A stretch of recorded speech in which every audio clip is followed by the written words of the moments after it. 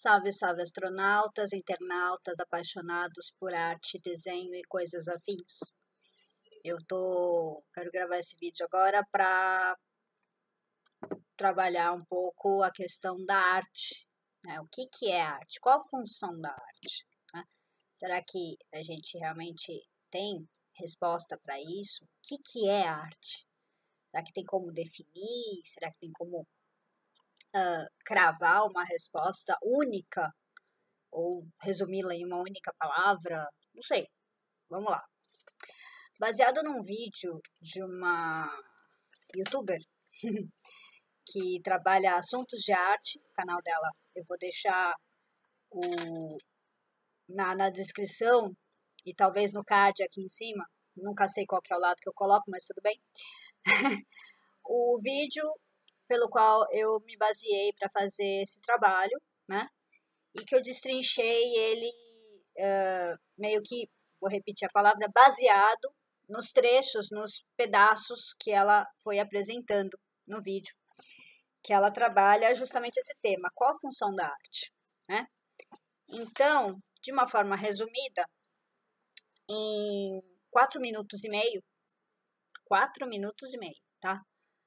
A youtuber Vivian Villanova, ela do canal Vivi Eu Vi, posso deixar também o link aqui na descrição e no card, ela faz uns questionamentos e como ela não é formada em artes, ela é formada em comunicação social, mas ela é uma apaixonada por arte. Quem conhece o canal dela sabe que ela vive, ela respira a arte, ela vai atrás disso.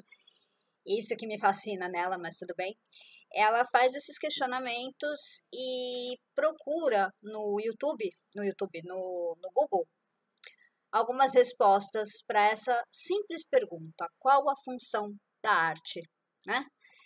Então a gente chega, a princípio, vendo o vídeo dela, eu pelo menos, eu chego numa conclusão, né, de que não tem uma única definição. Num primeiro momento, ela aparece num primeiro fundo, assim, que é o fundo normal dela, que normalmente é onde ela faz os vídeos dela, que parece que é uma sala, um ambiente, assim, bem... é quase um quarto, uma sala bem fechado, bem reservado, né? E que ela procura, ela apresenta uma primeira definição de arte, que é informar arte, a função da arte é de informar, educar e entreter, né? E ela coloca que estimula a intuição, a sensibilidade, a cognição, a expressão e a criatividade. Todos esses elementos, eu acredito que sejam mais focados na questão da emoção, dos sentidos, do que da razão.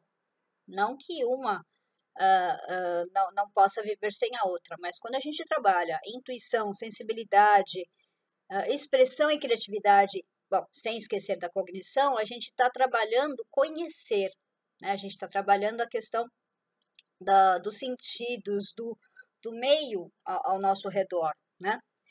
E ela apresenta que a função social da arte é reinserir pessoas na sociedade e ampliar os horizontes dos mais marginalizados. Aí aqui eu quero apresentar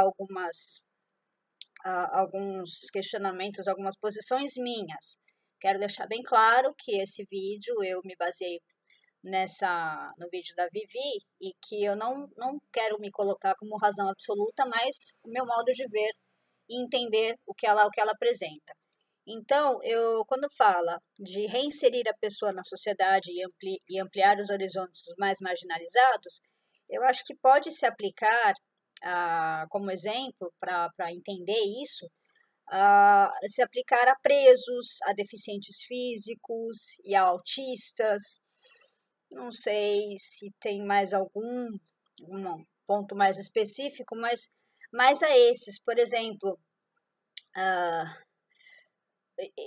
para os presos, talvez, na prisão, ensinar algum ofício, alguma técnica, porque a arte ela tem um leque, assim, absurdo de possibilidades, né? Se engana quem acha que a arte é só desenho, pintura e escultura. E é justamente nesse vídeo ela apresenta N caminhos pelo qual a pessoa que gosta, que quer conhecer e que gosta de arte pode seguir. Né? A questão dos deficientes físicos, as terapias, a arte-terapia, né?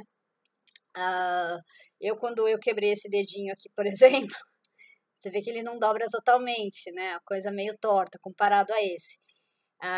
Se a pessoa se machuca, se a pessoa sofre um acidente, uma reabilitação, muitas vezes pode ter a arte como um caminho, né?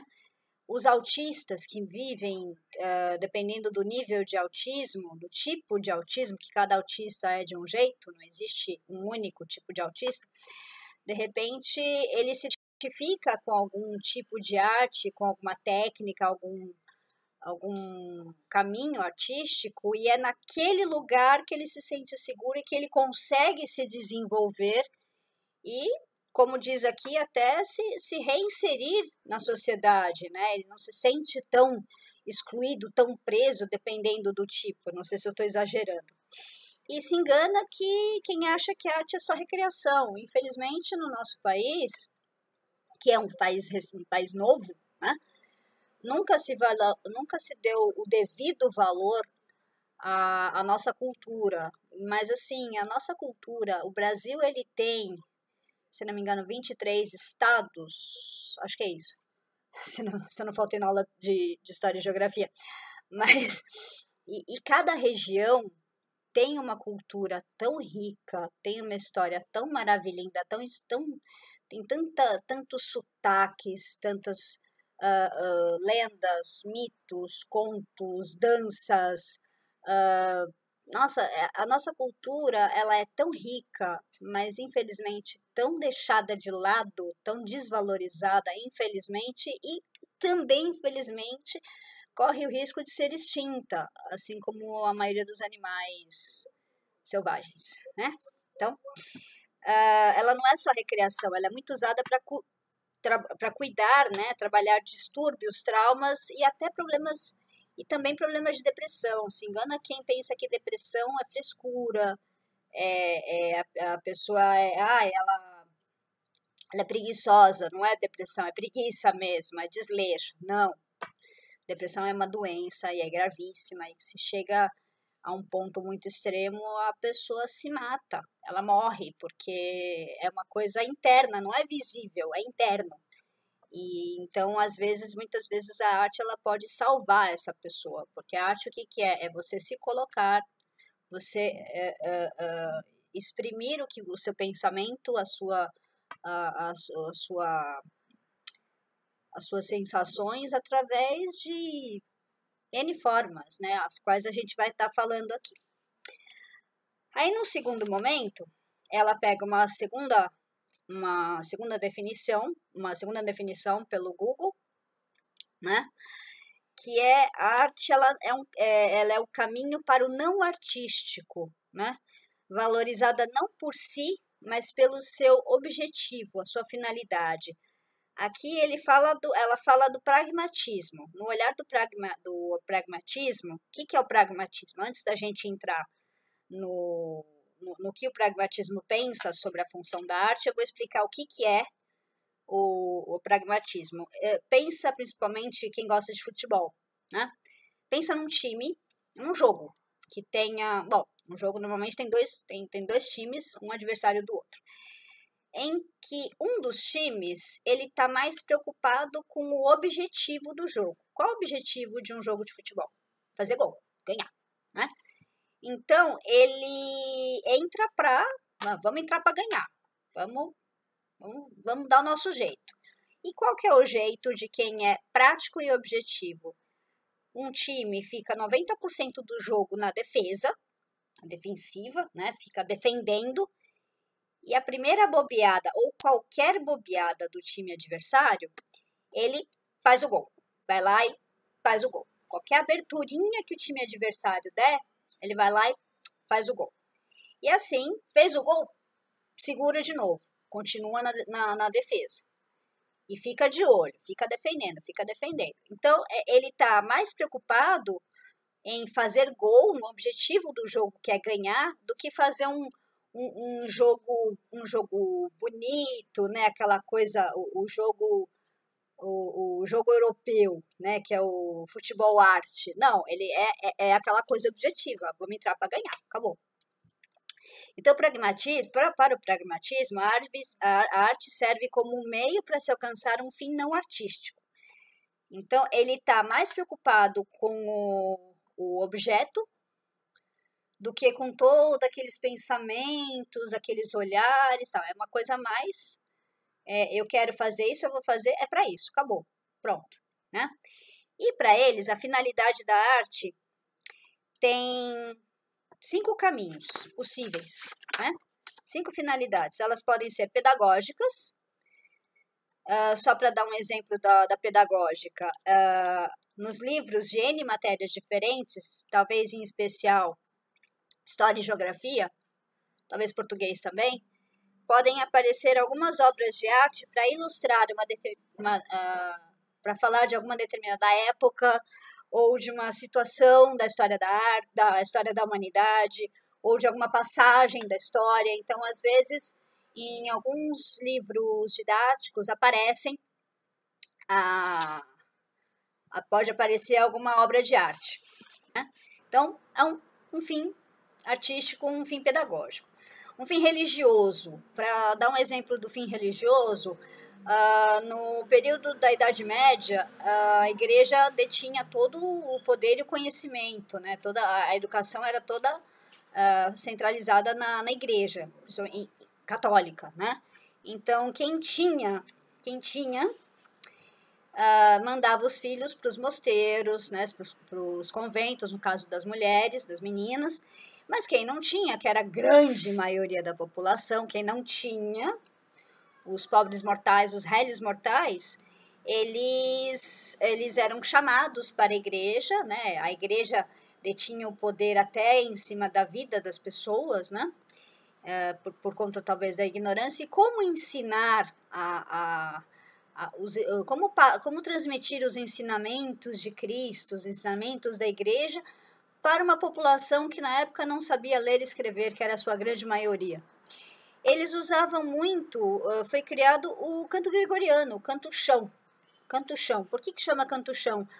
Porque ele tinha era uma coisa monotonal, né? Monótona até, vamos dizer assim.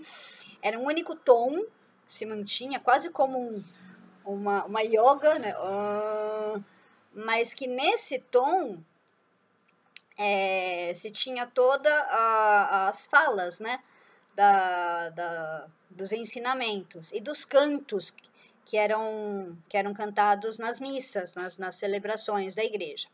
Sem contar que aquelas igrejas já eram extremamente escuras, o pé direito altíssimo, também para ensinar, a igreja ensinava dessa forma que os fiéis eram simples réis mortais. Olha, você não é nada diante da grandeza da igreja, da grandeza de Deus, né?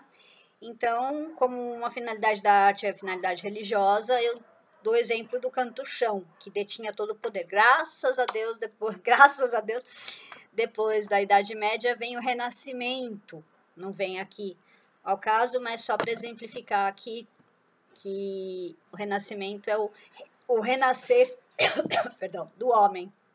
O homem se descobre capaz, percebe que aquilo tudo acho que talvez pode se chamar até abuso de poder, né? Que segurar a pessoa ali, mas tudo bem. Outra função da arte, uma função política, né? Em que a arte, em vários momentos da história da humanidade, ela tem nós temos alguns registros históricos, né? Por exemplo, ou materiais que são materiais de agitação política. Por exemplo, Guernica, a obra do grande Pablo Picasso, Guernica, ela é a representação mais do que fiel, ele já no período cubista, porque ele fragmenta todas as imagens, ele quebra realmente todas as imagens. Guernica, para quem não sabe, é a representação de um ataque do período Franco, na Espanha, a uma cidade com o mesmo nome, né? Que não se dobrava, não estava se dobrando a ditadura da época, não aceitava, não queria que fosse alterada toda aquela tranquilidade, que é uma cidadezinha pequena, uma cidade pequena, se não me engano, interiorana, na Espanha. E aí o Franco falou, então tá bom, vocês não vão se dobrar a mim, não vão seguir as minhas regras, né, como todo bom ditador, é o ego em pessoa. Ele manda aviões sobrevoarem Guernica e bombardear. Num dia comum, um monte de gente passeando, tendo seus afazeres, sua rotina normal. E é um horror, assim pessoas destroçadas, quebradas, para não entrar em outros detalhes. E Pablo Picasso pinta, então, em tons de preto, branco e cinza, esses horrores que foi o ataque, o horror que foi o ataque a Guernica, e que deu nome à obra.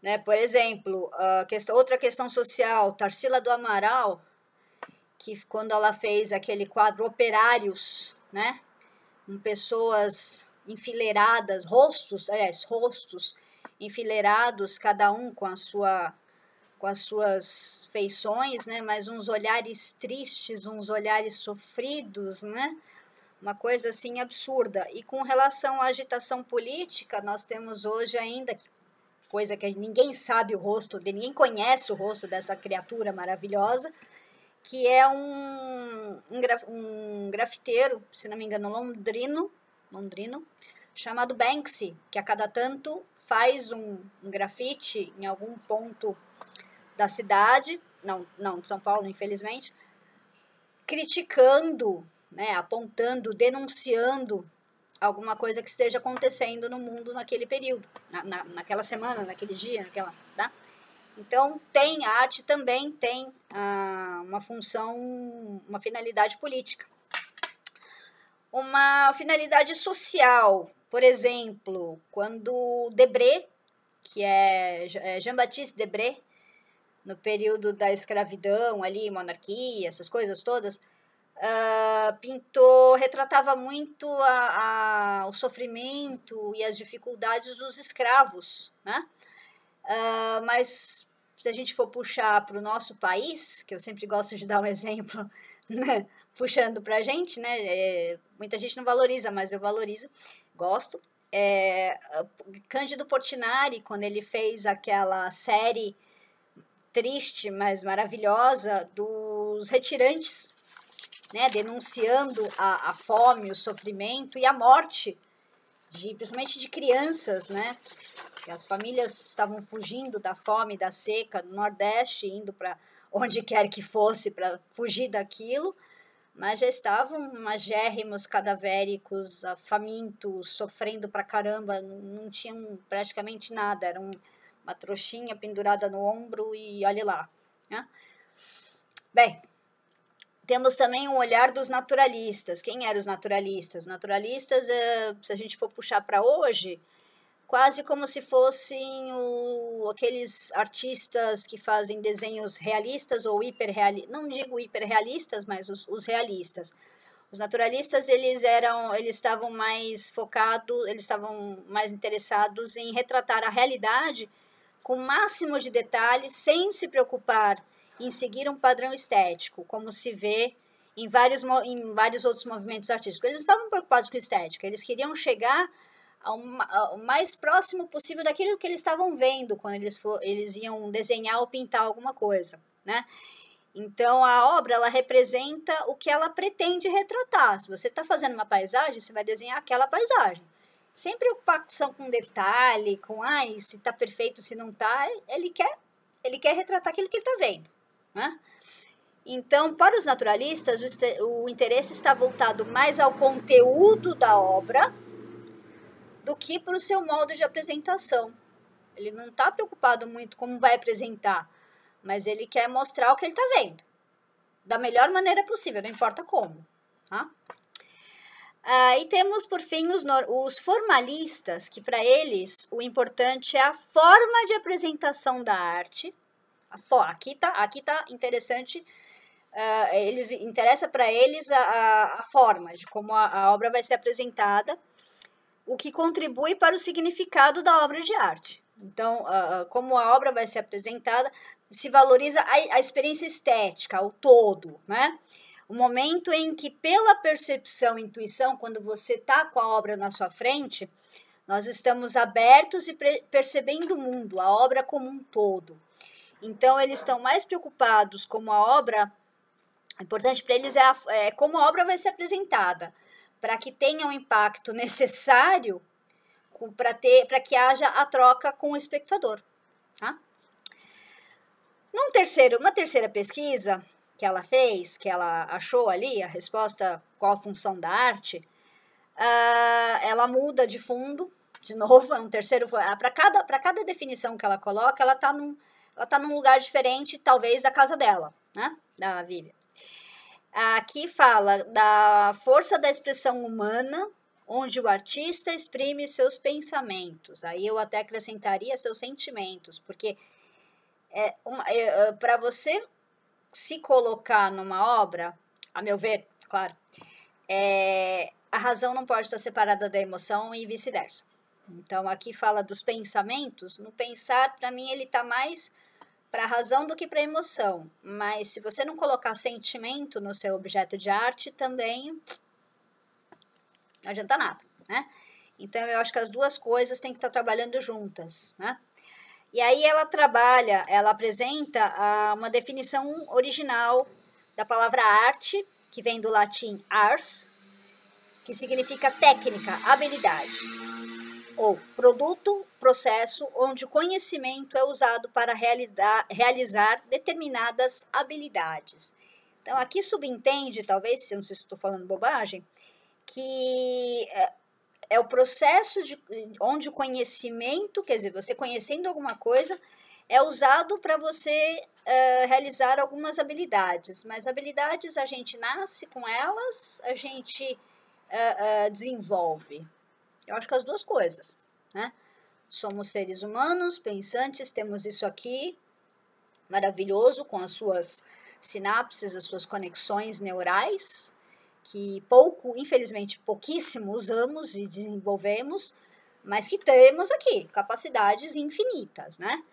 Então, habilidades eu vejo como dons dons, acho meio pesada essa palavra, mas tudo bem. Que cada um de nós já nasce com um ou outro, e que com a possibilidade e a capacidade de desenvolver outras habilidades mais, né? Aí ela cita uma frase do grande historiador de arte Gombrich, é um nome estranho, complicado, mas tudo bem, que ele diz que nada existe realmente que se possa dar o nome de arte. Existem apenas artistas. Então, eu acho que aqui ele meio que generaliza que, pelo que eu entendi, só por essa frase aqui, que todos nós somos artistas, somos capazes de criar um objeto de arte, né? A arte é um fenômeno cultural.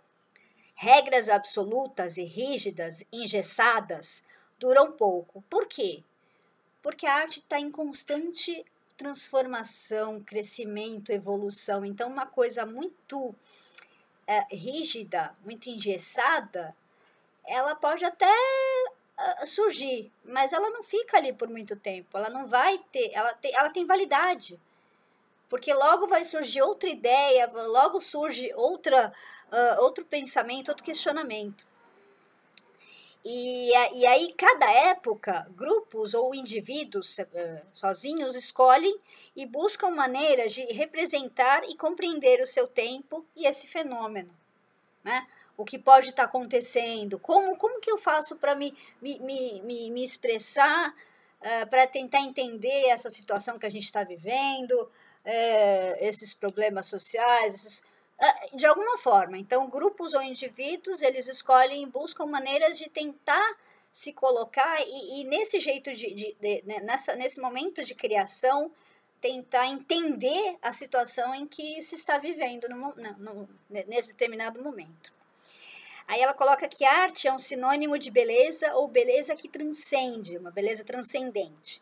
Que aí eu coloco que vai além do sentido de uma simples produção artística, né? Vai além de um objeto de arte. Eu vou puxar de novo como exemplo a questão do futebol.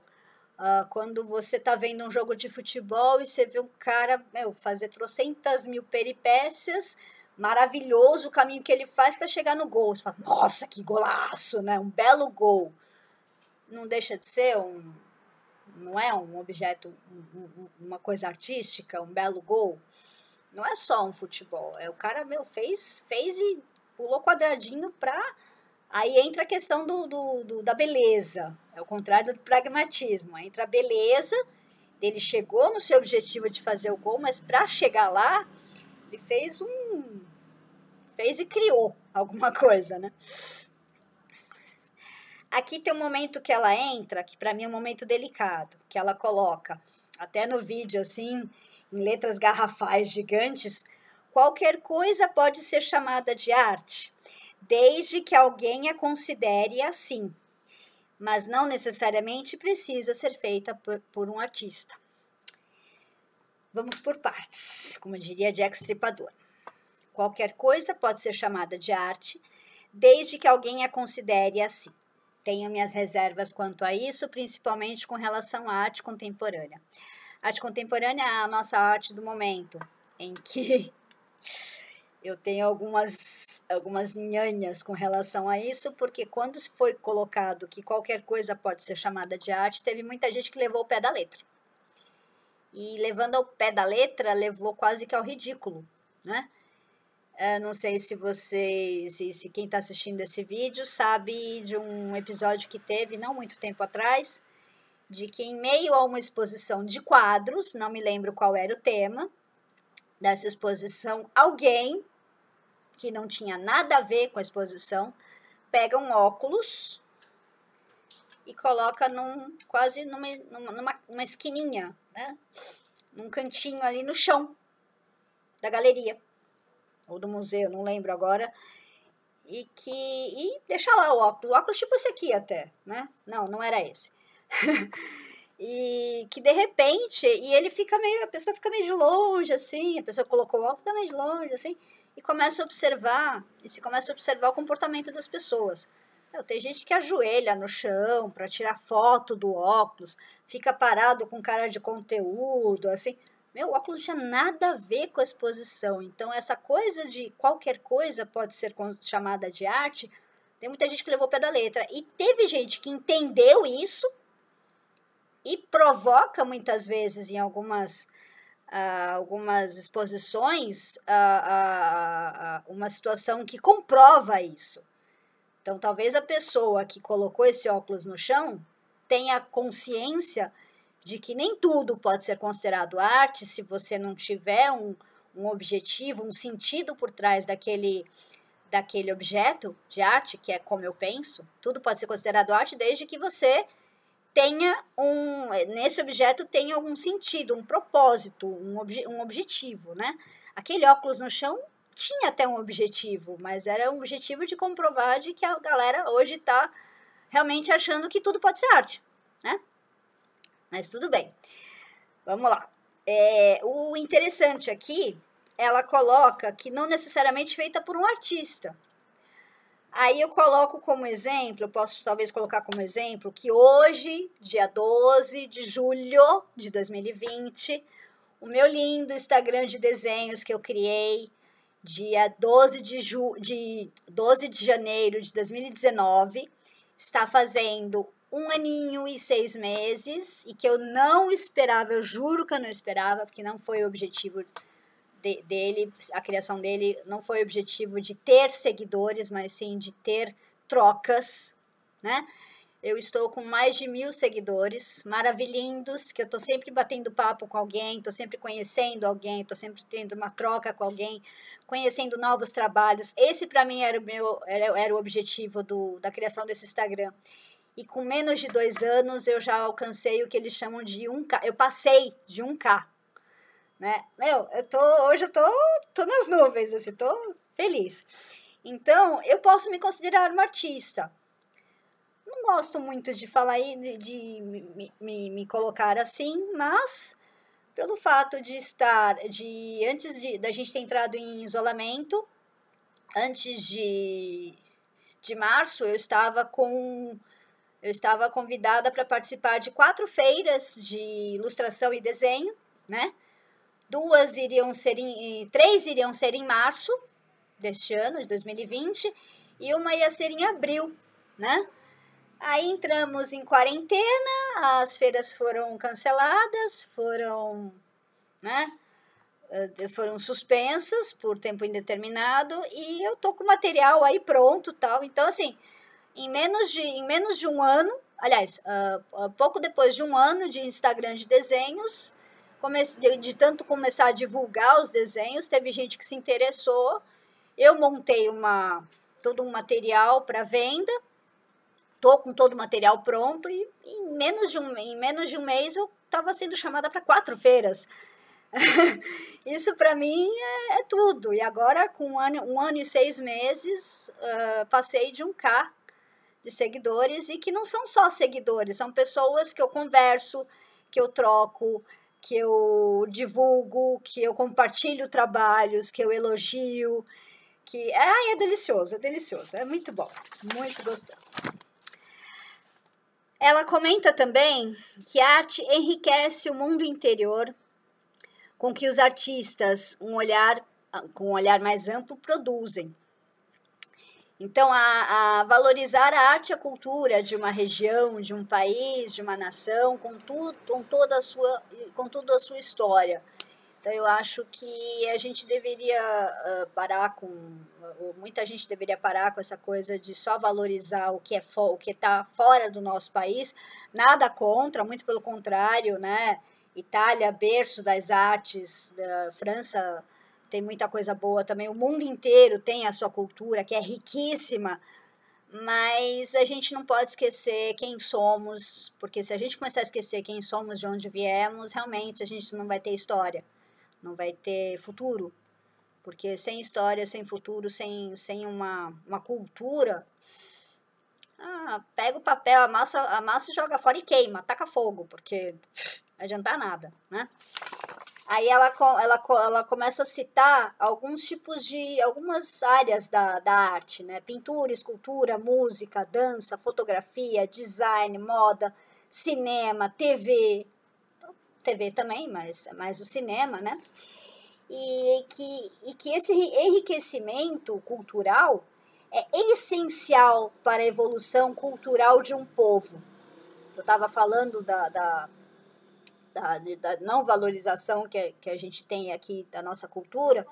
Só para dar um exemplo, quando queimou, não lembro que ano que foi, quando teve um incêndio na Catedral de Notre-Dame, em Paris, na França, o nosso desgovernante mandou 300.000 mensagens, não sei o que, aconteceu, ai, coitados, não sei o que, vamos nos mobilizar para a recuperação da Catedral de Notre-Dame. Beleza.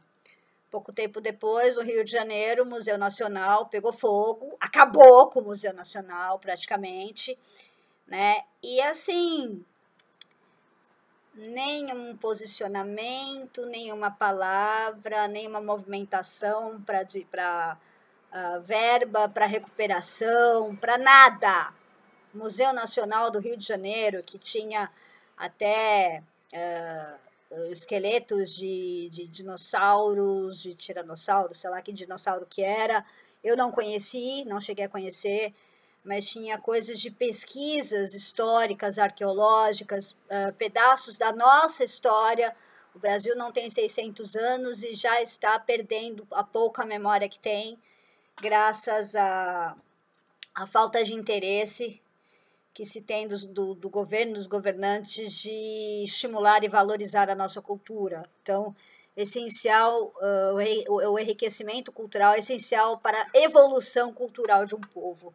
Se a gente não acordar logo, não perceber o quanto a gente tem de riqueza cultural, artística, o Brasil pode virar qualquer coisa, menos um país maravilhoso que sempre foi e que está se perdendo.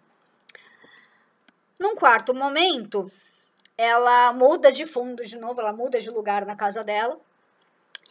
E ela coloca que na arte, estimular o lado artístico das crianças é fundamental para o seu futuro. E aí ela trata da arte-terapia e de valorizar os dois significados, a parte terapêutica e a parte educativa. Arte-terapia, né? E aí, só para citar um exemplo, aquele ator Jim Carrey, que fez o Máscara, Brilho Eterno de Uma Mente Sem Lembranças, O Show de Truman, O Mentiroso. Ele fez mais filmes de comédia do que de outros estilos, de outros tipos.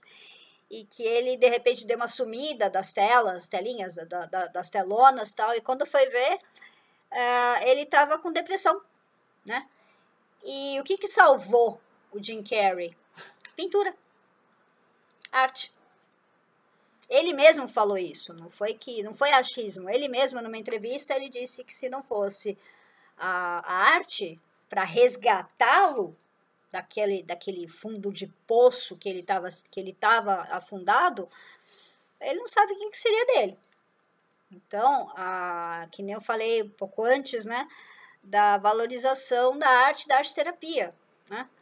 Aqui ela cita que algumas formas que os arteterapeutas trabalham com seus pacientes, seus clientes, né? Mosaico, bordado, canto, dança, que são tipos de arte, são pedaços, né, possíveis. O arteterapeuta, ele é um assistente ao ser humano. Ele busca formas para que o paciente expanda as potencialidades cognitivas e sensoriais. E aí eu coloco, só para dar um exemplo disso, que o arteterapeuta, pelo que ela apresenta, né, ele resgata o humano de seu ser. A gente fala ser humano, né? Então, às vezes, dependendo do problema que a pessoa... a situação que a pessoa está passando, o arteterapeuta resgata o que é de mais humano de todo aquele ser. Reconecta o ser do humano, que por algum tipo de problema, alguma coisa que desconectou ali e soltou. Ele trabalha razão e emoção, ele resgata toda a sua força interior, que por N questões foi podada, ceifada, tirada e desacreditada. Poderíamos arriscar dizer que é um resgate das raízes da primeira infância. A primeira infância, que é aquela criança que não tem barreiras, tem um olhar puro e aberto do mundo ao seu redor, tem as sensações e as percepções mais aguçadas, os sentidos mais puros. E, infelizmente, conforme a gente vai crescendo, a gente vai endurecendo, né? Criando tantas camadas, tantas barreiras, que a gente perde isso e, dependendo da pessoa, o humano se desprende do ser. E aí, já era. Tem uma passagem, para ficar mais claro, uma passagem de um filme que eu amo de paixão, que é aquele filme com o Robin Williams, Patch Adams, O Amor é Contagioso. Quando o colega dele, lá no comecinho do filme, um colega dele, quando ele entra para a faculdade de medicina, ele sai para tomar um café e sai com um amigo, e que ele pergunta que área que você vai seguir, né? E aí o amigo fala assim, eu acho que eu vou para a parte de neurologia, porque nós nascemos tão livres, né? Nós nascemos tão livres e quando crescemos somos tão rígidos e tristes e bloqueados. E ele quer entender justamente isso, e é coisa linda. Num quinto fundo, que ela muda de novo de lugar, ela trata da arte, que a arte, para existir, ela precisa de 3 elementos, e ela destrincha esses 3 elementos. O primeiro deles é o artista, que acho que talvez o ponto de partida para tudo, né? O artista é aquele que produz, é o que produz. Tem o conhecimento concreto e o abstrato. Eu acho que esse concreto e abstrato a gente pode entrar na questão de razão e emoção, talvez. Não sei, eu não cravaria, mas acho que dá para pensar. É o que quer transmitir uma mensagem por meio do seu objeto artístico. Olha aqui aquilo que eu estava falando. Que sim, eu acho que talvez todos podemos, tudo pode ser arte, desde que tenha algo, esse objeto tenha algo a transmitir Uma mensagem é transmitir algo que fale por si. Não que precise do artista falar, mas o objeto por si fala. A dança, o bordado, não importa de que maneira, mas que tenha alguma coisa para passar, para transmitir, né? Quando ela diz que a arte é uma linguagem, poderíamos arriscar que é uma linguagem universal? Eu acredito que sim, porque assim como a música, cada um nesse mundo, nesse nosso mundo, nesse nosso planeta, cada um fala uma língua, né? Mas se colocar uma música, seja com letra, seja só instrumental, cada um vai senti-la, percebê-la, ouvi-la de uma forma diferente? Sim, mas todos vão entender aquela mensagem. Então, podemos dizer, eu estou puxando o exemplo da música, porque uma música, para mim, é uma linguagem universal, assim como a arte é uma linguagem universal. Eu acho que agora deu para entender, né? E a arte também é uma forma de comunicação. Aqui eu vou puxar a sardinha para o meu lado, que puxar a ideia do desenho. O desenho, eu sou formada em artes, e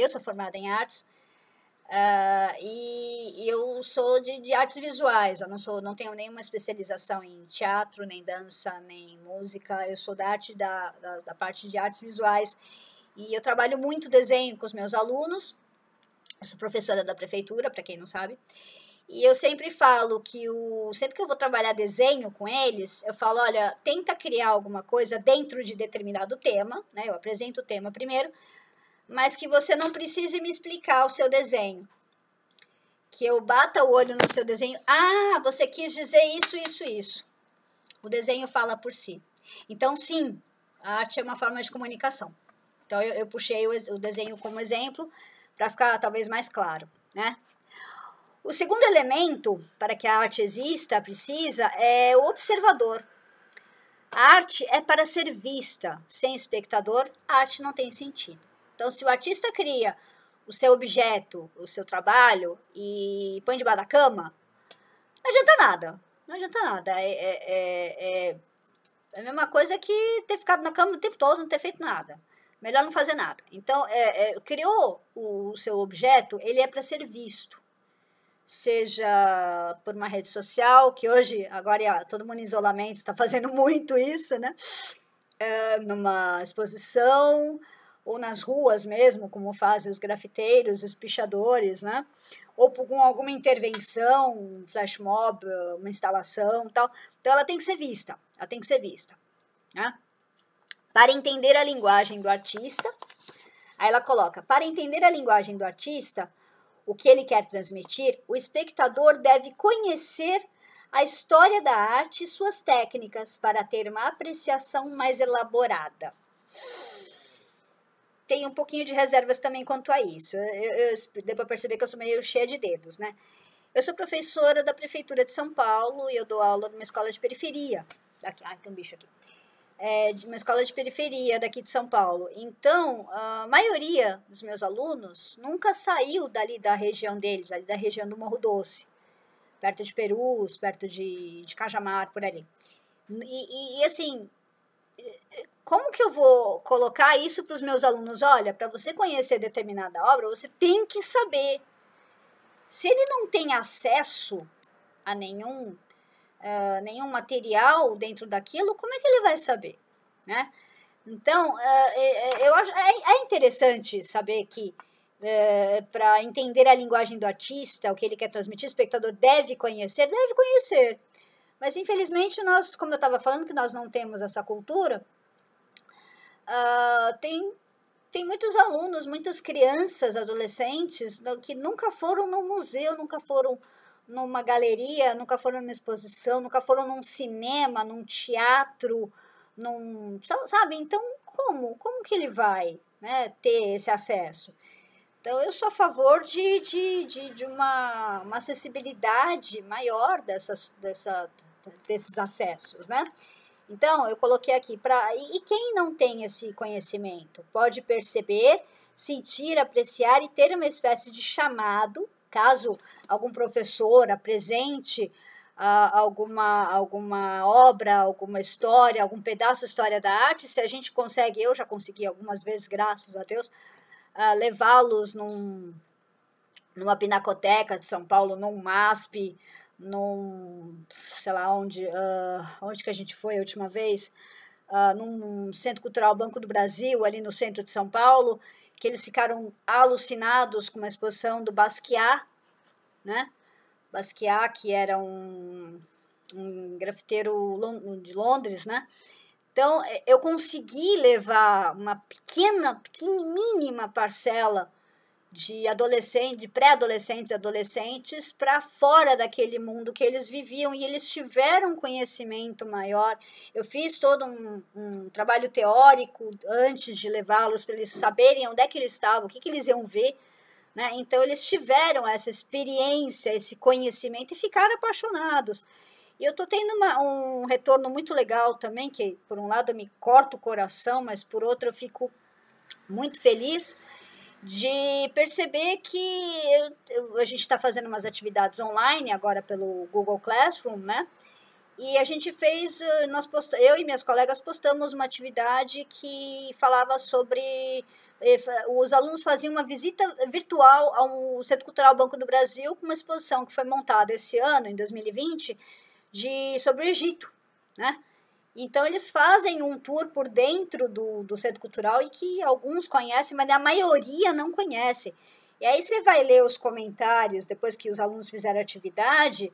Nossa, professora, que legal! Ai, como eu gostaria de ir, como eu gostaria de conhecer, eu fiquei apaixonada. Então, esse retorno mostra que muitos talvez não liguem para a arte porque não sabem das possibilidades infinitas que a arte pode trazer para o desenvolvimento da criança, né? Em questão de conhecimento, de se descobrir, de se perceber, eu gosto dessa área, eu gosto daquela área, porque é um leque muito grande, um leque absurdo. Mas eu acredito que se fosse dado minimamente, gradativamente acesso a todos, a nossa cultura, a nossa história da arte seria diferente, seria bem diferente. Em terceiro, voltando lá aos 3 elementos da arte, em terceiro ela coloca a obra de arte, né? Ela tinha falado do artista, do observador, agora o objeto em si. O objeto criado, a obra de arte é o objeto criado pelo artista. Seu significado pode ir além aos que o seu criador pensou, varia da interpretação de quem a vê, pois uma mesma obra pode ter diferentes significados, pois está sendo analisada e sentida por diferentes pessoas. E essas diferentes pessoas têm diferentes bagagens de vida, diferentes culturas, crenças, vivências, seu meio social, cultural e familiar. Então, daqui eu coloco que não está errado, e aí que está a beleza da diversidade da arte, ter esses diferentes significados. Como assim? Aqui eu estava falando da exposição do Centro Cultural Banco do Brasil, né, que cada um enxergou de uma maneira. O objeto está ali. Vamos pensar, sei lá, numa esfinge, né? A esfinge foi criada com um objetivo, um determinado objetivo, mas as pessoas, outras pessoas, ainda mais anos e anos e anos e anos depois, que vão ver aquela esfinge, elas podem ter outras interpretações, diferentes maneiras de entender e compreender aquela figura, né? E tá errado? Não tá errado. E aí que tá o bonito da coisa, né? Por fim, ela chega num sexto fundo, um sexto lugar diferente, e que ela coloca, segundo um outro historiador de arte, Fischer, que agora não me vem na cabeça quem que a arte ela tem alguns papéis, né? Entre eles, o papel de clarificação das relações sociais. Como assim? Que ajuda a gerar identidade cultural e social com seus pares. Por exemplo,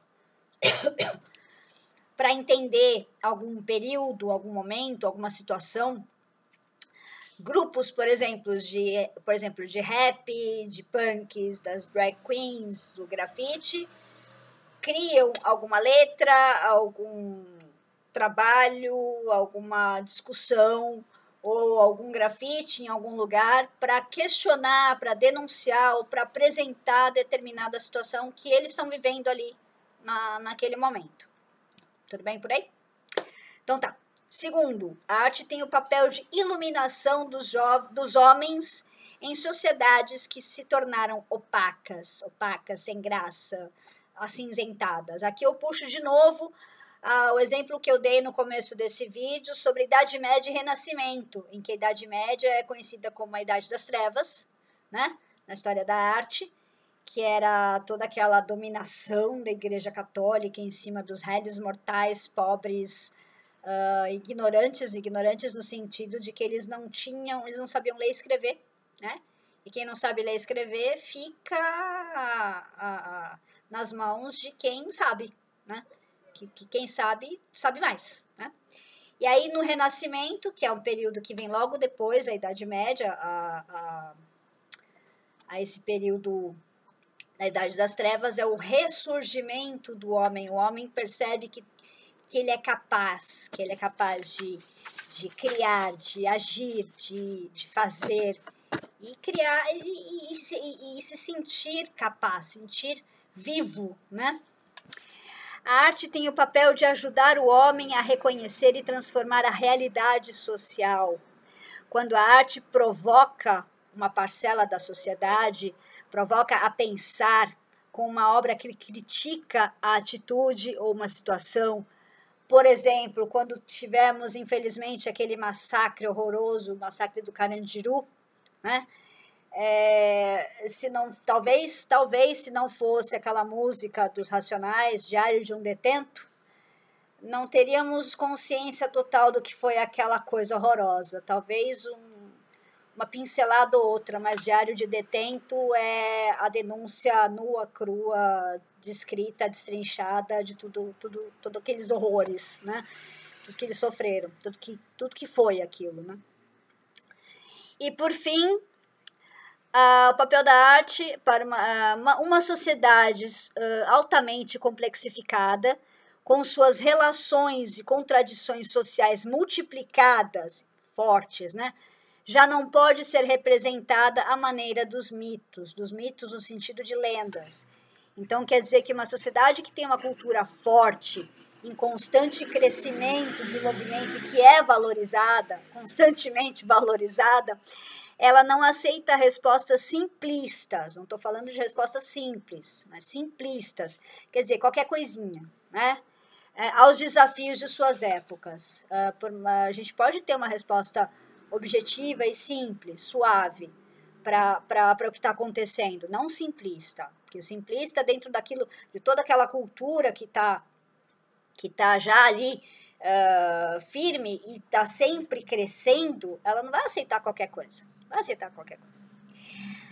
Para finalizar, eu queria colocar algumas frases de alguns artistas maravilhosos de diferentes áreas. A maioria pintores, mas nós temos escritores aqui também. A primeira é um escritor brasileiro. Já começa com o Brasil aqui. Que é uma frase do Ferreira Goulart, quando ele diz que a arte existe porque a vida não basta. Acho que não precisa falar mais nada, né? Vamos fechar a lojinha, já deu. Em segundo, eu coloco um pedacinho, uma frase que foi colocada no filme de 2016, do Pequeno Príncipe, um remake do livro do Antoine Saint-Exupéry, O Pequeno Príncipe, em que o velhinho que faz o Pequeno Príncipe, que faz o aviador já de idade, que ele fala para a menina, o problema não é crescer, o problema é esquecer. Então, isso o que tem a ver com tudo isso que eu falei até agora? Você pode ser um adulto super responsável, cheio de coisas, cheio de sua rotina, mas se você esquecer aquela criança criativa, com um olhar puro, aberto, você virou um treco de concreto, sem gesso. Não é capaz de sentir, de perceber. Então, o problema não é crescer, é esquecer. Depois, uma frase do grande Pablo Picasso, em que a arte é a mentira que nos permite conhecer a verdade. Essa frase dá pano pra manga, hein? Uma frase do meu lindo, meu maravilhoso Vincent van Gogh, que ele dizia: eu sonho com a minha pintura e pinto o meu sonho. Lindo isso. Leonardo da Vinci, maravilhoso, que é tudo aquele homem, meu Deus, que ele dizia: a pintura é a poesia mais vista do que sentida, e a poesia é a pintura que é sentida e não vista. Ó. E para finalizar, uma frase do Nietzsche, Friedrich Nietzsche, que nós temos a arte para não morrer da verdade. Então, é isso, amados, amadas, curiosos, queridos, amadíssimos. Espero que tenham gostado, espero que tenha dado para entender. Eu vou deixar na descrição o link do vídeo pelo qual eu me baseei para fazer isso aqui. E agora eu não lembro mais o que eu ia deixar, mas eu vou deixar, tá? Nos vemos no próximo vídeo. Beijos, até mais. Fui.